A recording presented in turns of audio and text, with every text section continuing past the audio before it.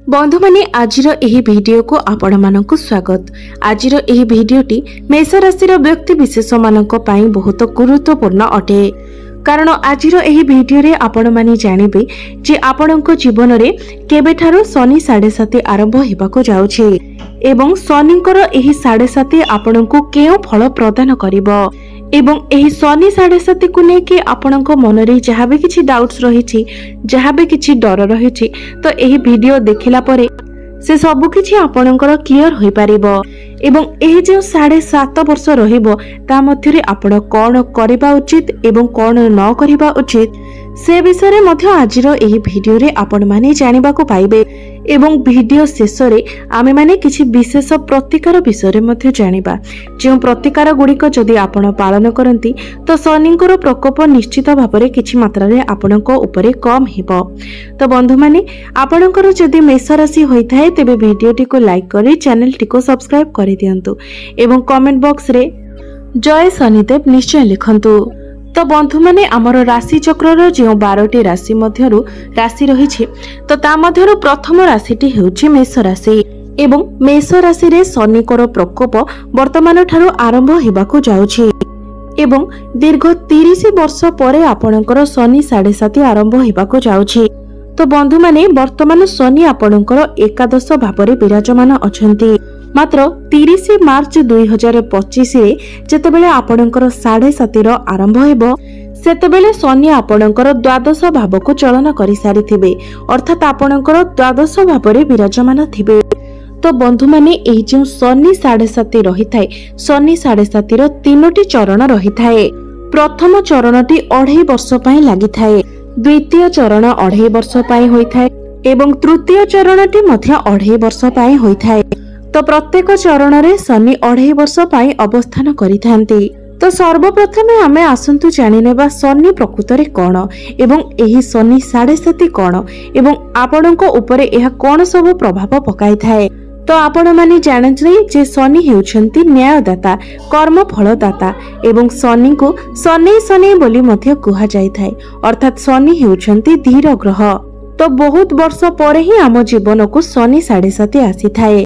दीर्घ 30 वर्ष परे ही गोटे राशि रे शनि 7.5 लागि थाए एवं जेतेबेले शनि 7.5 लागि थाए तो बहुत वर्ष पर्यंत मध्य लागि थाए, अर्थात 7.5 वर्ष पई लागि थाए एवं शनि जेतेबेले कोनोसी फल प्रदान करिथांती तो ताहा मध्य दीर्घ दिन धरि प्रदान करिथांती।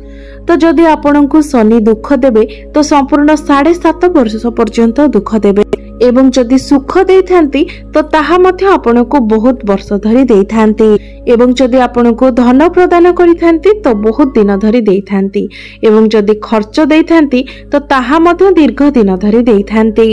किंबा शनि जदि आपनकु रोग प्रदान करिथांती तो ताहा मध्य दीर्घ दिन धरि देइथांती, अर्थात आपण दीर्घ दिन धरि गोटे रोग रे आक्रांत होई रहिथांती।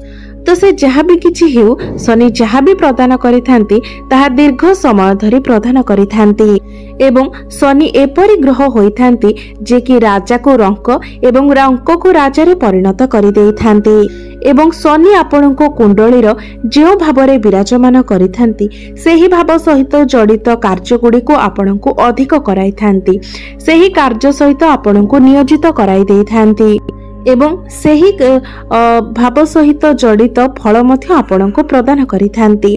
तो शनि 7.5 सब बेले आम पई खराब होई न थाए।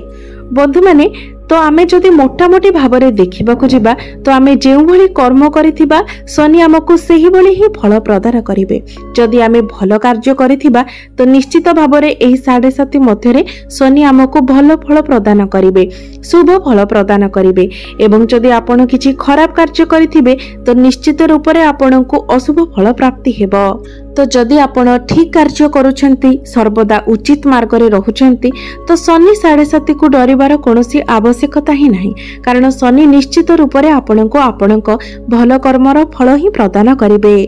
तो बंधु माने एबे मु आपनकु कहिबी जे शनि 7.5 मध्य रे आपण कोन सब करिबा उचित एवं कोन सब न करिबा उचित। तो सेति पय वीडियोटी को स्किप न करी ध्यान देई आपण वीडियोटी को शेष पर्यंत निश्चित भाव रे देखंतु, जहा फल रे आपण सब किछि विषय रे भल भाव रे बुझी पारिबे, जानि पारिबे।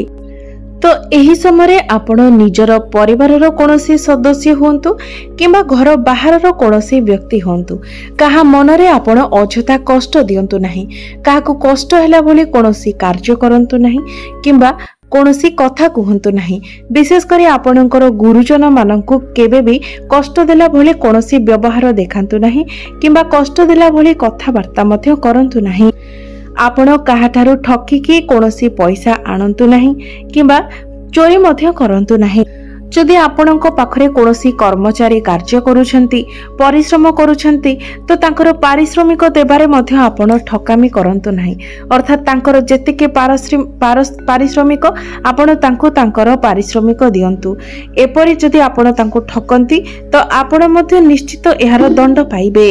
एवं जो व्यक्ति आपण को साहाय्य करिसेंती दुख समय आपणकर साथ देइछंती तांको सहित आपण कदापि भी बेईमानी कार्य मध्य करंतु नहीं, कारण एही समय जदि आपण एपरि कोनोसी भी भूल करंती तो निश्चित भाबरे शनिदेव आपण को ताहार दंड प्रदान करिवे एवं जो दंड की आपणक पई असह्य होई पारे। एवं जदि आपण काहाठारू ऋण नैछंती तो चेष्टा करंतु एही समय आपण तांकर ऋण सुझी देबा पई, तांकर पैसा आपण बुडैबा पई केबे भी चेष्टा करंतु नहीं। आपण जदि तांकर पैसा को न सुझीबा पई चाहंती तेबे आपनको मध्य यार दंड भोगिबा को पड़िबो। तो आपण जहाठारू भी किछि पैसा ऋण करज आकार रे आनिछंती तो ताहाको सुझी देबा पई आपण चेष्टा करंतु एवं एही समय आपण निजर खाद्य पेय प्रति स्वास्थ्य प्रति विशेष ध्यान दियंतु, कारण शनि आपणकर द्वादश भाव में थिबा हेतु एहार बहुत खराब प्रभाव आपणकर स्वास्थ्य उपरे पड़िबो। कारण द्वादश भावटी को कुंडली रे भल बोली माना जाय न थाए एवं द्वादश भावटी हॉस्पिटल भाव मध्य होई थाए।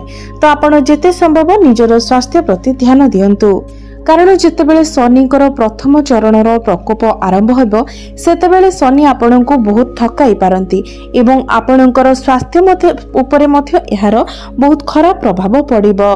एही समय आपणकर एनर्जी लेवल कम रहिबो, आपणकर इम्यूनिटी सिस्टम डाउन होई पारे, आखिरे जलापोड़ा भली समस्या देखा दे पारे एवं पेट जनित समस्या मध्य देखा दे पारे। कारण एही समय आपणकर स्वास्थ्य हानि हेबा द्वारा आपणको हॉस्पिटल चक्कर लगाइबा को पड़िबो एवं एहा द्वारा आपणकर खर्च मध्य बढ़िबो। एही प्रथम चरण चलिथिबा अवस्था रे आपण काहाकू ऋण देबा किंबा ऋण नेबा ठारो बंचंतु एवं अधिक खर्च करंतु नाही, निजर खर्च उपर नियंत्रण रक्षा करंतु एवं एही समय आपण जेते पारिबे योग करंतु, एक्सरसाइज करंतु, मेडिटेशन करंतु, एहा आपणको पई बहुत भलो रहिबो।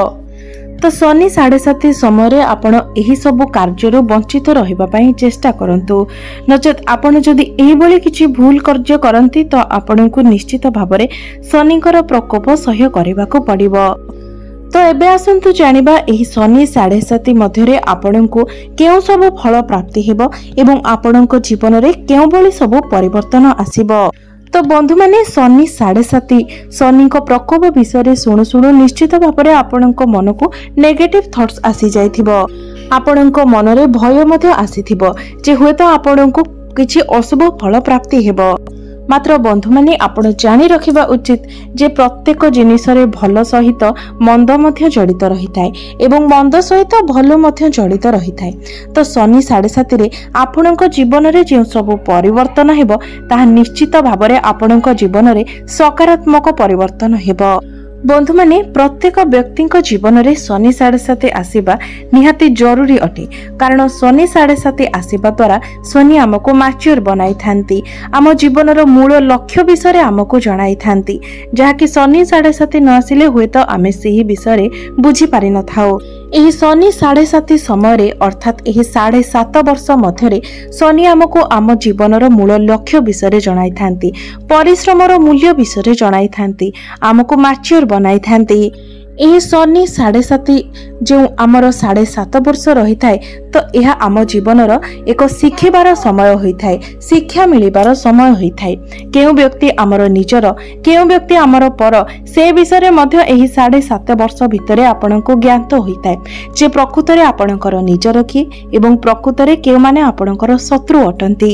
से आपणकर परिवारर सदस्य हुंतु किंबा बाहरर कोनोसी व्यक्ति हुंतु से आपणकर केते निजर एवं केते पर से विषय आपण एही 7.5 वर्ष भितर निश्चित भाव जानि पारिथांती। तो बंधु मैंने एथि सबुठारु गुरुत्वपूर्ण कथा हेउछि आपणकर जन्मकुंडली।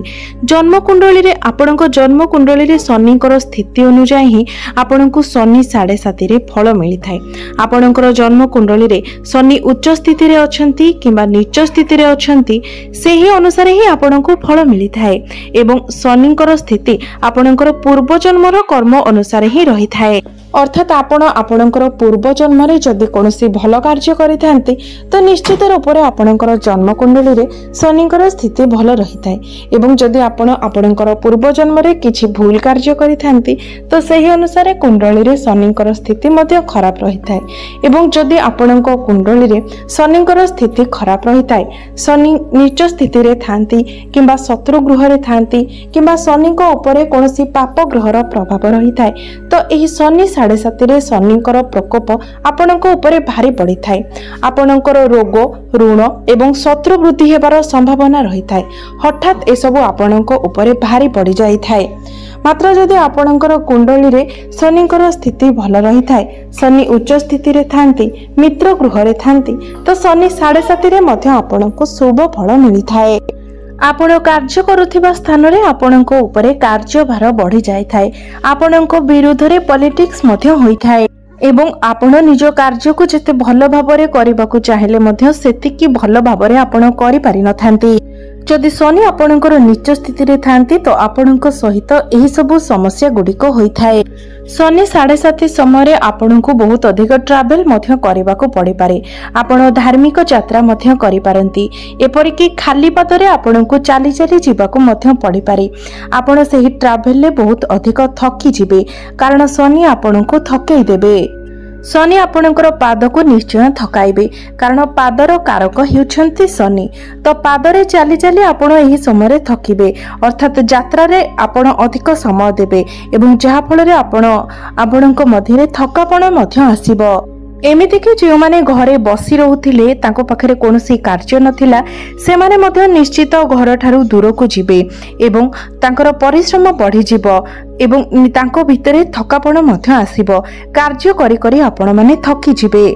एमिति कि जो मानको पाखरे कोनोसी चाकरी नथिला से मानको चाकरी मिलिबार मध्य संभावना देखा देउची एवं घर ठारू अधिक दूर रे आपनको चाकरी मिलिबो। एवं जो मानको कुंडली रे शनि भल स्थिति रे अछंती तो रंकरु राजा हेबार संभावना मध्य सेमानको पई बहुत बेसी रहुछि। तो शनि 7.5 को न डरे आपण एही समय जेते पारिबे सेते अधिक भल कार्य रे निजको नियोजित करंतु। दुखी दरिद्र व्यक्ति को सहाय्य करंतु दान पुण्य करंतु कहार मन रे कष्ट दियंतु नाही। एही समय आपण मिछ कहंतु नाही बड़ गुरुजन मानकर अपमान करंतु नाही काहाको असम्मान करंतु नाही किंबा कहार मन रे कष्ट देला भली कोनोसी कार्य किंबा कथा कहंतु नाही। एही समय आपण जेते अधिक पारिबे धार्मिक कार्य रे निजको नियोजित करंतु निजर कार्य रे अधिक मनोनिवेश करंतु। देखिबे निश्चित रूप से आपनको शनि भल फल प्रदान करिवे कारण शनि हेउछंती न्यायदाता तो आपणकर कर्म आधार रे ही शनि आपनको फल प्रदान करिवे। तो एबे आसंतु जानिबा किछि प्रतिकार विषय जो प्रतिकार गुड़िक करबा द्वारा निश्चित भाव में आपणक उपरे शनिकर प्रकोप किछि मात्रा रे कम होई परिबो। तो जेहेतु आपणकर शनि 7.5 चलिबाकू जाउछि तो प्रत्येक दिन आपण शनिकर बीज मंत्र जप करंतु प्रत्येक दिन हनुमान चालीसार पाठ करंतु एवं प्रत्येक दिन आपण उदित सूर्य को तंबा पात्र रे जलार्घ्य मध्य अर्पण करंतु। देखिबे निश्चित रूप से आपणक उपरे शनिकर प्रकोप कम रहिबो एवं आपणक जीवन रे आसीबाकू जाउथिबा समस्या गुड़िक मध्य दूर होई जिवो। तो बंधु माने आपणकर जीवन मंगलमय हो एहा ही ईश्वरक निकट रे मोर प्रार्थना। धन्यवाद।